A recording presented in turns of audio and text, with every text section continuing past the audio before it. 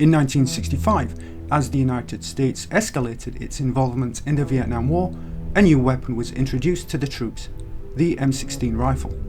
This weapon was intended to replace the M14, offering a lighter, more versatile and technologically advanced firearm suitable for the jungle warfare conditions of Vietnam. However, the introduction of the M16 was not without significant challenges. Here we detail the training, deployment, issues encountered and feedback from soldiers using the M16 rifle in 1965. This channel's mission is to challenge the Vietnam orthodoxy. Much of what you know about the Vietnam War is either incomplete or false. To support this channel and its mission, please subscribe and like the video. As US forces prepared to deploy to Vietnam in 1965, units were quickly transitioned to the new M16 rifle. The M16, with its lighter weight and higher rate of fire, was seen as an ideal replacement for the heavier M14. However, the rapid deployment schedules often meant that training time on the new weapon was severely limited. For many units, the training period with the M16 was only a few weeks. During this short time, soldiers had to familiarize themselves with the rifle's operation, maintenance, and unique characteristics. This abbreviated training period left many soldiers insufficiently prepared to handle the M16 under combat conditions.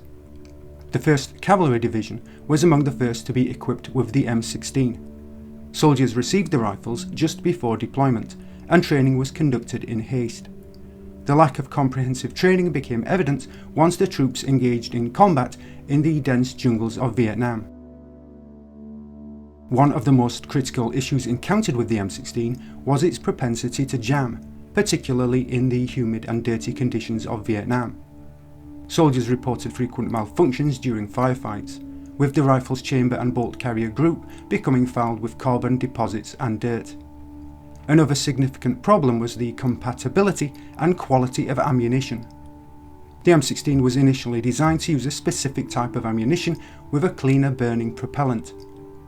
However, logistical challenges led to the use of different ammunition with a dirtier propellant, which exacerbated the fouling and jamming issues.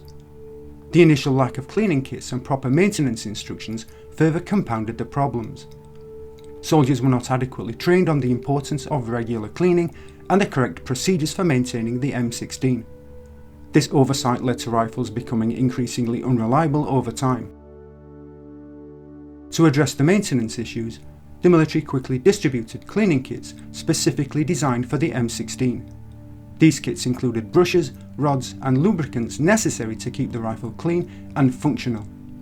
Soldiers were also given more comprehensive instructions on the importance of regular cleaning and the proper procedures.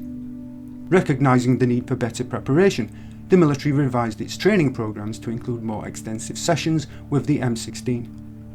These programs emphasized the importance of maintenance and familiarization with the rifle's unique characteristics.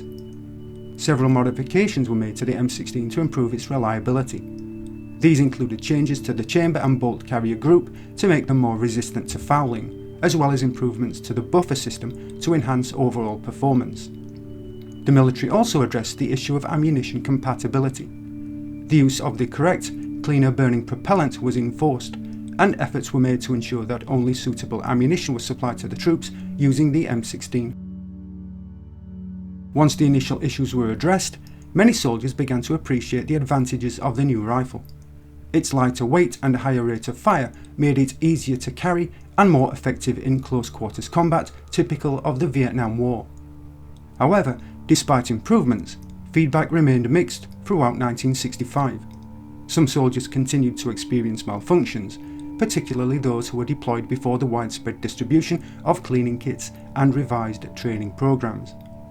Others, however, found the rifle to be a significant improvement over the heavier M14 once they became proficient in its use and maintenance.